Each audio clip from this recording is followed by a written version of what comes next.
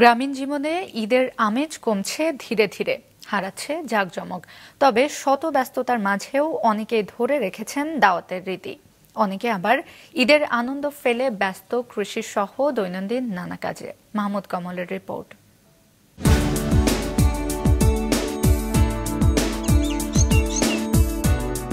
নেই কোলাহল, ছবির মতো সুন্দর সবুজে ঘেরা প্রকৃতি, আছে শৈশবের দুরন্তপনা। শহর ছেড়ে গ্রামে ঈদ করার সার্থকতাটা এখানেই।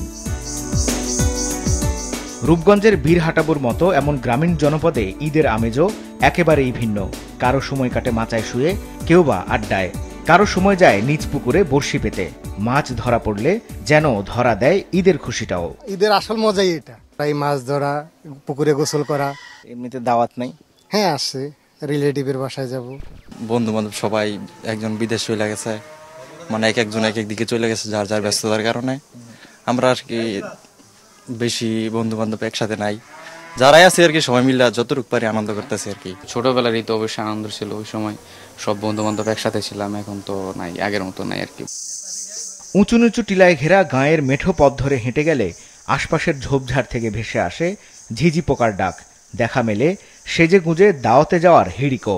বন্ধুদের সাথে ঘুরতে গেছি, অনেক কিছু খাইছি, শুয়ে ফেলছি, লিপস্টিক দিছি, মেকআপও দিছ? হ্যাঁ, দিয়ে গোবাই যাই, বইনা গোবাই যাই, আর আমার আসি বিয়া কাটাই আর তুই যাই ওলার যাই। এমনই দাওয়াত নিয়ে পল্লী নারী ঝর্ণা আক্তারের দম ফেলার ফুসরত নেই। মেয়ে আর মেয়ের জামাইয়ের ঈদের নেমন্তন্ন, আপ্যায়নে সবকিছু হওয়া চাই ঠিকঠাক। ৬-৭ পদ হবেই, যেমন ফুল পিঠা আছে, পাতার পিঠা আছে, শিরিষ পিঠা আছে, তারপর আরো যাবতীয় অনেক কিছু। সবার দাওয়াত করলে সবাই আইলে সবার সাথে একসাথে খাওয়া দাওয়া করলে অনেক আনন্দ লাগে।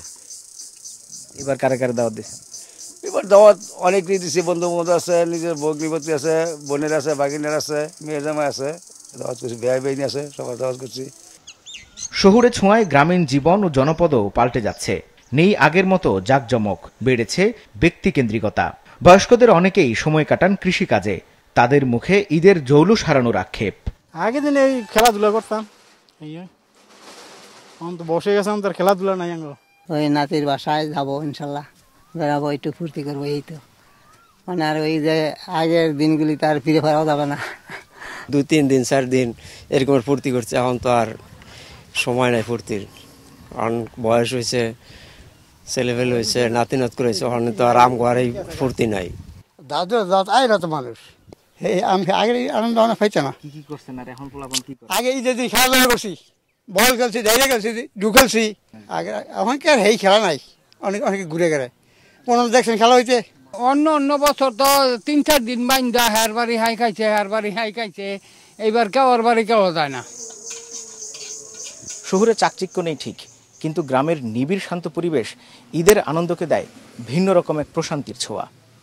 গ্রামের মানুষরা চাইছেন জীবনে নানা ব্যস্ততা থাকবেই, কিন্তু ঈদ ঘিরে যে ভ্রাতৃত্ব আর আন্তরিকতার দেখা মেলে তা যেন হারিয়ে না যায়।